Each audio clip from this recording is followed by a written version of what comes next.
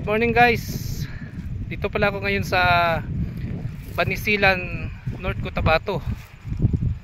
Dito kami ngayon sa lugar na tinatawag nilang Tuktok Kalaw. Tuktok Kalaw guys, kasi sa taas na talaga ito ng high point dito. Pinaka mataas na lugar dito sa Banisilan. Bale, makikita mo ito guys. Ayan guys, oh. Kita nyo, nasa tuktok na ako yan ng bundok dito guys. Yan, oh. Yan. Kita nyo, diba? Kita yung buong Banisilan dyan guys. Oh. Mamaya guys, papakita ko sa inyo yung 360 view nito guys. Ayan.